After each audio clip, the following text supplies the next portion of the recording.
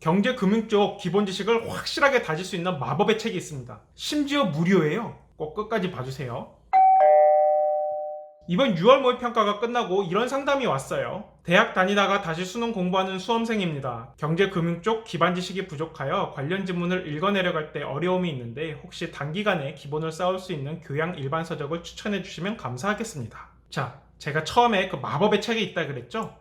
이 한국은행 홈페이지에 가면 있습니다. 거기서 알기 쉬운 경제지표 해설 이렇게 검색해 보세요. 그러면 무료로 PDF 파일을 받을 수 있고 인터넷 서점에서도 6,400원이면 구할 수가 있어요. 역시 돈 찍어내는 기관이라 그런지 마진 따위는 전혀 생각 안 하고 그냥 만든 것 같은 책이에요. 하여튼 정부 간행물로 나온 것 중에 가장 유익한 책이 아닐까 싶기도 하고, 실제로 금융 쪽 취업 준비하시는 분들이나 거기 현업에 계신 분들도 많이들 읽는 것으로 알고 있어요. 저도 그런 분들로부터 추천을 받았고요. 실제로 보니까 너무 책이 잘 만들어져 있더라고요. 그러니까 한국은행에서 나온 알기 쉬운 경제지표 해설 꼭 읽어보세요.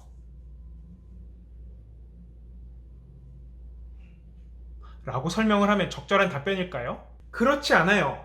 여러분들이 정말로 금융 쪽 취업을 준비한다면 모를까, 수능 국어 영역 대비로는 굉장히 과한 준비라고 할 수 있어요. 물론 시간이 많다면 해서 나쁠 건 없지만 시험이 얼마 안 남은 수험생이라면 이 기회비용을 잘 따져봐야 돼요. 이 알기 쉬운 경제지표 해설, 이거 굉장히 좋은 책이지만 이거 읽을 시간에 다른 공부를 함으로써 더 좋은 결과를 낼 수 있는 건 아닌가 따져봐야 된다고요. 이런 점에서 경제 금융 쪽 교양 서적보다는 기출지문을 추천해요. 기출지문이 최고의 독서예요. 제가 다른 답변에서도 이런 얘기를 한 적이 있는데, 시험에 한번 출제된 개념은 그 다음에 출제될 때 굉장히 간략하게 설명돼요. 왜냐하면 출제자는 학생들이 이미 이 개념을 기출지문을 통해서 공부했을 것이라고 생각을 하고, 따라서 이 해당 주제에 대해서는 기본적인 배경 지식이 있을 거라고 기대하기 때문에 그렇습니다. 예를 들어 이 채권 같은 개념은요, 최초의 시험에 출제됐을 때는 아예 그냥 지문 전체가 이 채권이라는 개념에 대한 소개였어요. 그런데 이게 시험에 몇 번 나오더니 최근 모의평가에서는 사람은 재산에 대한 소유권의 주체가 되며 다른 사람에 대하여 채권을 누리기도 하고 채무를 지기도 한다. 이렇게 그냥 한 문제 설명 딱 떼고 다른 얘기를 그냥 계속해 나갔어요.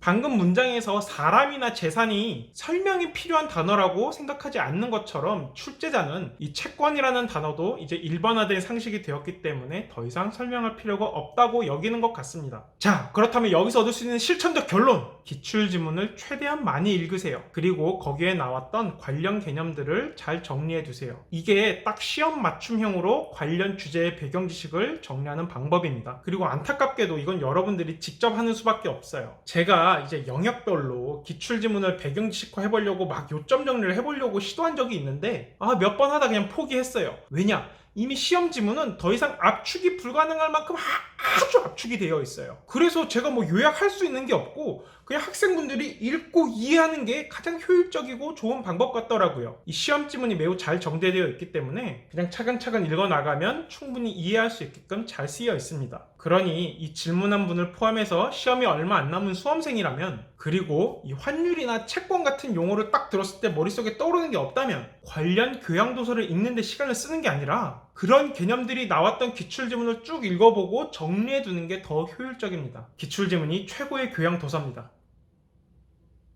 진짜로.